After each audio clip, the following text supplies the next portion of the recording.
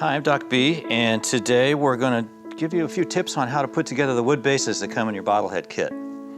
When you open your kit up, you're going to find a nice little bubble wrap pack, and that's going to have this little combination of parts in it, which is the 4 pieces for your wood base. When you grab these guys, first of all, you'll notice they're made out of a really nice Pacific Northwest alder. They've been made by the same millwright for us for about 20 years now, JR at Harmonic Designs Works. The way that they're made is they have a really precise 45-degree angle cut on the edge, and you'll also notice that they have a rabbet along the top edge.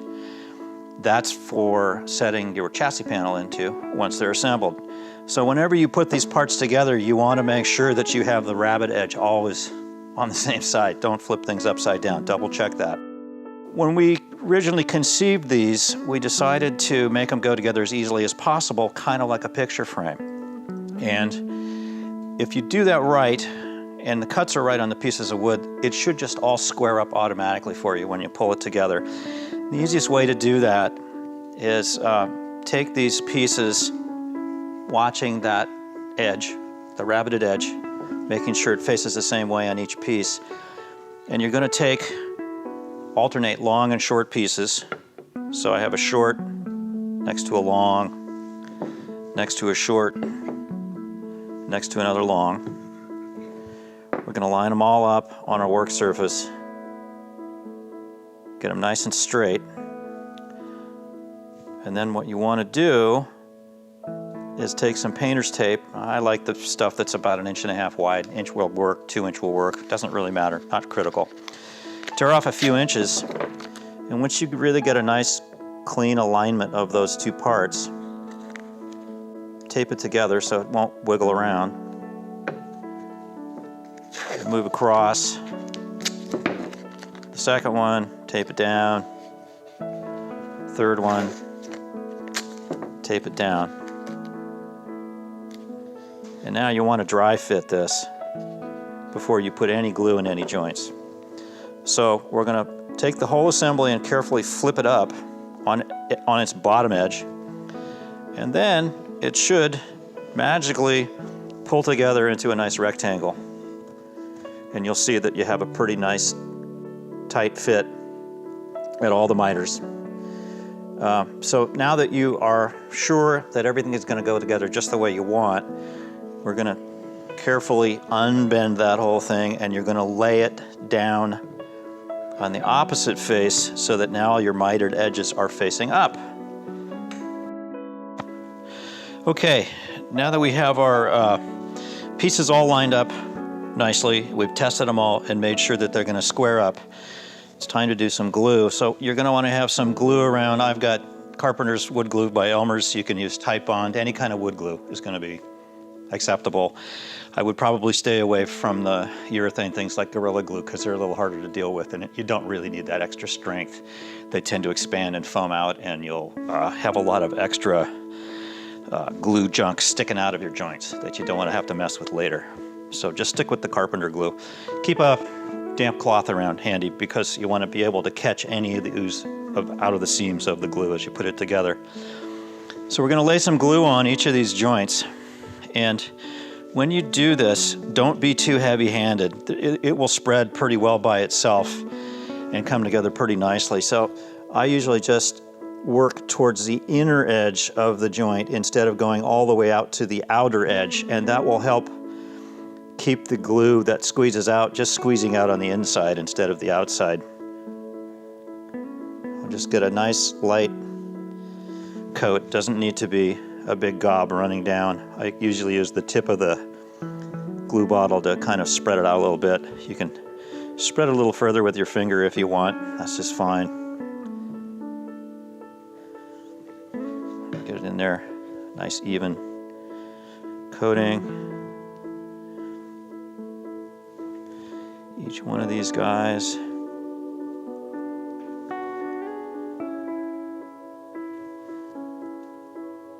Get that glue off your hand before you pick anything up. You really want to try to keep the glue off the outside of the wood surface, because if the glue gets into the grain, it will be harder to get your finish to work well with it. Okay, now we're going to do just what we did with the dry fit. We're going to very carefully tip everything up and bend it back into shape. Make sure that it's all squaring up nicely, and then we're going to grab one last piece of tape for the corner that it hasn't been taped. Make sure you get your edges to match up nicely and pull that around. Okay, we have our corner pulled together there, and now I'm going to watch and see. I notice there's a little tiny bit of glue that's oozing out of this seam over here, so I'm going to take my damp cloth, just wipe that off. Some folks will let these joints dry and then they'll come back after them with a X-Acto knife or whatever, and they can snap that off. I don't feel that I'm that adept at it, and I don't want to chip the wood, so I make sure that I address the issue while the glue's still wet, and I can just wipe it off with the cloth. Now, the last little trick that I suggest, just as kind of a belt and suspenders approach, because this should just square up nicely, is I'll take the chassis panel that comes with the kit at this point and just carefully drop it in there and make sure we've got a nice square fit. And as you see, perfect fit. So we're in good shape. We're going to let this dry now. I suggest overnight. If you're in a hurry, look at the instructions on the glue bottle. It may say a shorter time period. And we'll come back with a base that's dried, and we'll show the next steps we're going to try. Okay, we'll assume that you've waited overnight, probably, been smart, and your glue in your base has dried. You'll notice that the base I was working on just magically shrank a couple inches. That's because we're trying to step through the process here, so I had a base already done, ready to go. So, next step is we're going to peel the tape off.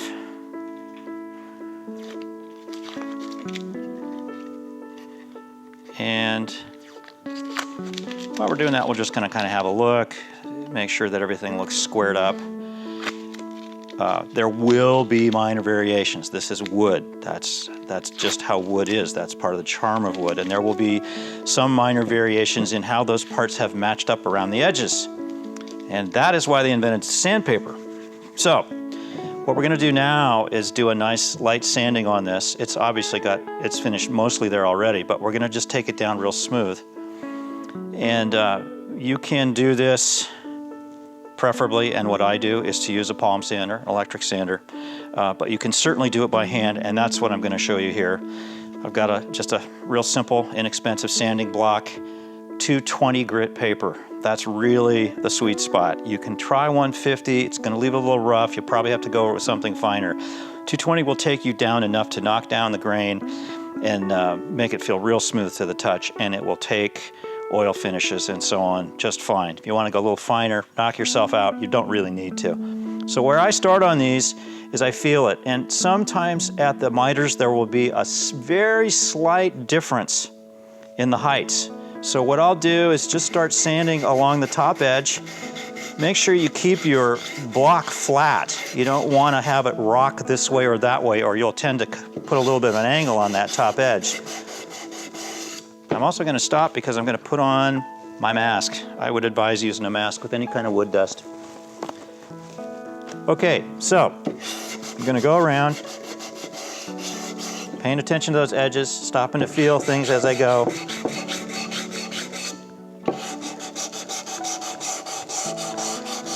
Bring it out, match up this corner. I can see a little additional mismatch here. Just give it a little extra work. Don't add more pressure, just give it a few more swipes with the sandpaper.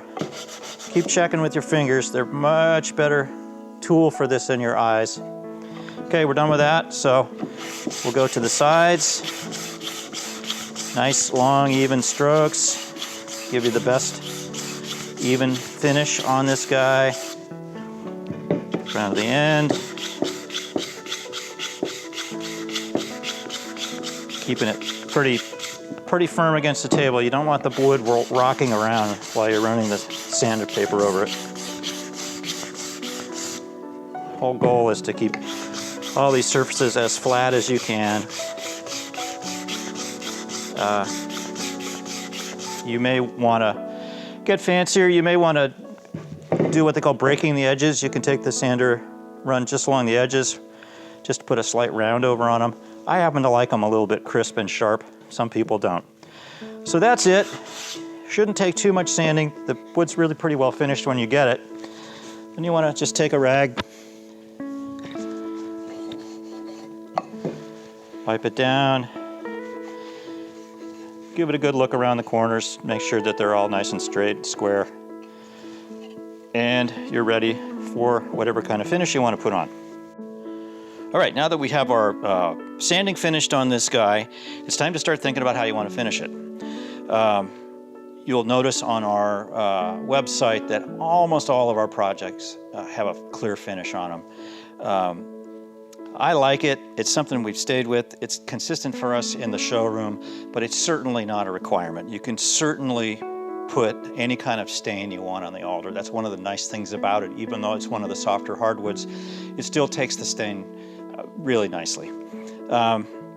There's different kinds of stain. You can try all sorts of things. The one thing I'd stay away from is probably the one-shot things that are a stain and a varnish. They never go on as nicely as putting on a stain and then putting on whatever clear finish you want at the end. In particular, one of the finishes I like is aniline dyes. They're a little trickier to work with in terms of the fact that you need protection, and you'll notice I've got my really sexy gloves on here. And I have some stuff, I'm not even going to show you the brand because I bought this bottle at a closeout in about 1996, so you won't find this brand anymore, I'm sure. This is a water-based aniline dye. There's also alcohol-based aniline dyes. Alcohol-based is a little nicer from the standpoint that the grain won't be raised as much at least, when you put the stain on the wood. But it dries really, really fast, and you can end up with streaks. With water-based, it may raise the grain a little bit, probably will. It's not a huge deal because we can give a light sand afterwards. And the other nice plus about it is that it will go on pretty smoothly. You have a little more time that you can work and get the stain in. I have just a medium brown walnut. You can use anything. We've used Black India ink on some of these, and anything in between. So I just get a little on a rag, and I usually start on the top edge. Just wipe it nice and evenly. Make sure you get good fill into the corners so that they're even, and it kind of soaks into the little corner seam. Will look a little nicer. I'm just going to run it around.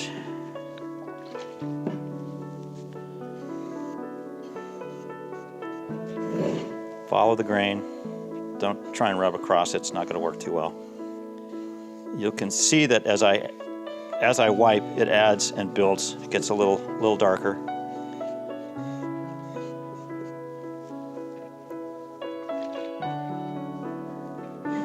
Go to the sides. Again, kind of like with the sanding, nice long even strokes usually give you the least streaky, smoothest finish. As you can see, that's bringing up the grain nicely and giving it some nice color. This is kind of a classic 60s walnut look, which is kind of hip.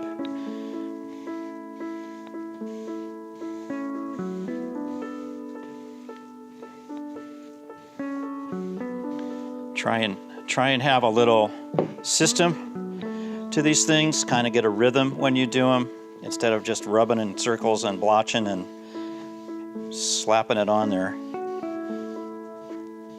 And you'll usually get a more even coat in the end.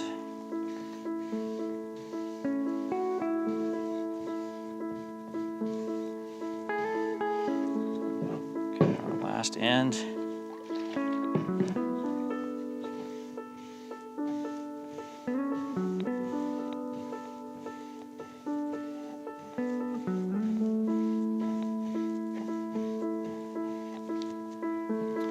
Okay, we've got a pretty even finish around the outside, over the top. Now we still have this little rabbited area, and I will admit that I forgot to bring a brush today. You could probably use a Q-tip I'm just going to try and craftily fold my rag here to keep things moving. And you do want to get a little bit of color into that edge because there is a little tiny bit of that exposed on some of the chassis plates. The chassis plates vary in thickness depending on the kit. Some of them are thicker because they have to support more weight. So there will be different amounts of that little edge, inside edge exposed in these. So you definitely want to get some color in there.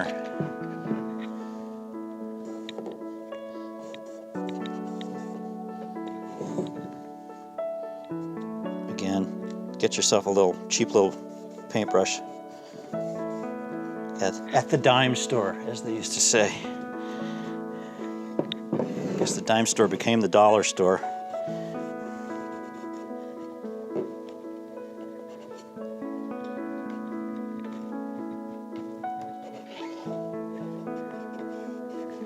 Do one last wipe around there to even it up. And there you go. Now, as it dries, it'll lighten a bit, and you may find that you want to add some more. You certainly can put a couple coats on if you like. It's kind of by eye. Bear in mind that if you're putting an oil finish on, it's going to look a little darker than this when it's done. If you're using a water-based acrylic finish, it's not going to change too much darker. They definitely dry a lot lighter and don't pop the grain as much. We'll get into that a little bit more here as we move on to the finish. But that's a really nice, even way to do a finish is with the aniline dyes. Okay, I've gone back and picked up that original base that I glued together. It's set up pretty well now, and I've gone over and sanded it with a 220 grit, just like I showed you with that last base we did, and have a nice smooth finish. I've checked my corners to make sure that they're all nice and even and level. Take a little extra sanding time there. It's all got a nice smooth touch. I'm just going to take a rag. You can take a vacuum cleaner if you like. You can take a tack cloth, clean it up a little bit, and we'll be ready to apply a finish. And we're going to do, obviously, a clear finish here today. This one hasn't been stained, and again, that's because that's just what a pretty large fraction of our customers do. Now, for finishes, you can do as exotic a finish you want. You could spray paint it. You can put on things over the stained finishes. You could do a varnish or a shellac or a lacquer, whatever those things you might want to tackle. The easiest approach to this is to put on an oil finish or some kind of a water-based spray finish. And the difference between those two is the water-based spray finish will not pop the grain on the wood very much. In other words, it'll look pretty close to this after it dries. Something like the Varathane finishes that are water-based will give you that kind of look if that's what you're looking for. The alder has a pretty nice grain. I like to have it pop out. You'll see it on some of the wood bases around me here. The oil does darken things a little bit, but it really brings the grain out nicely and gives it kind of an organic look. An awful lot of folks these days are liking very safe linseed-based oils. Tried and True is a real popular one of those that our senior tech Paul Berkland uses on custom builds. I just happen to have been amassing a lot of stuff around my lab for 20 years, and I happen to have some Waco Danish oil finish here, which is a little bit more caustic, shall we say, but it's really just fine to use as well. It's got a little bit more varnish in it instead of just linseed oil. So we're going to show you how this goes on. It's real darn simple. You just put some on a rag and wipe it on. Couldn't be easier. And as you're doing this, it turns out that the heat of friction when you rub helps even it out and work it into the wood. So you don't want to get rubbed so hard that you're wearing yourself out, but just a little pressure and maintain it. Just keep going over it a few times, and you'll see it actually kind of work into the wood, and you'll see the wood darken its tone a little bit. As you're wiping, the grain will pop up a little bit more and a little bit more. Just work my way around. You'll notice with this stuff, I'm doing the sides before the top.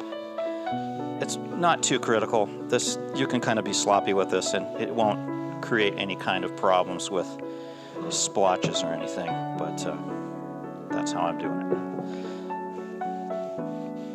Get the 4 sides done.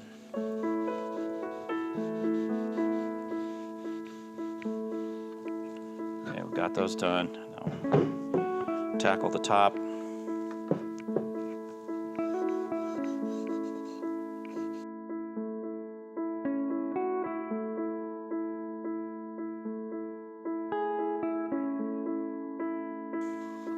Finish into that rabbet so that it looks consistent around the edges when I drop my chassis panel in.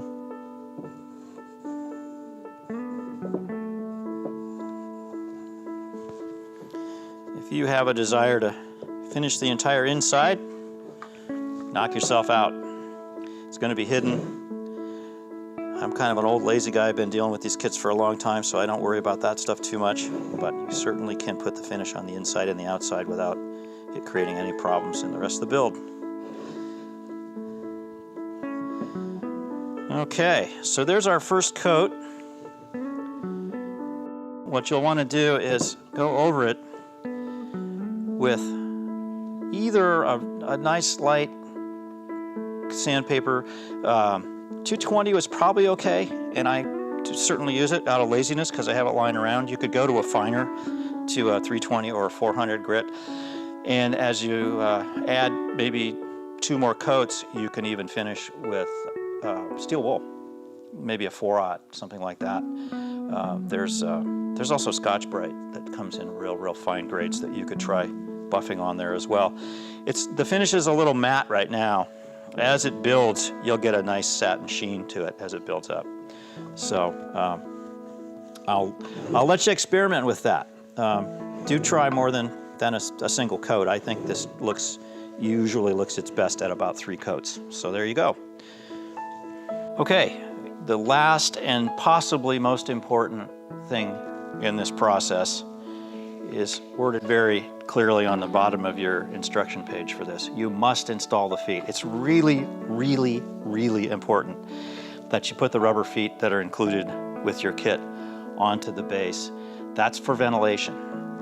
The components underneath the chassis get very warm, and you'll notice on some of the kits, particularly the amplifier kits, there's cooling vents in the chassis panel itself to let out heat from the chassis, but those can't work unless the wood base is raised up so that some air can come in underneath to rise out. So you've got to have these feet on the base.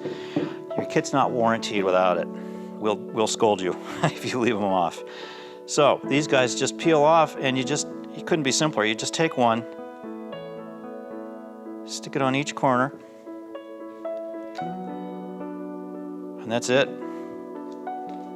No excuses. Couldn't be simpler. There's your base with feet on it. Voila. Don't forget the feet.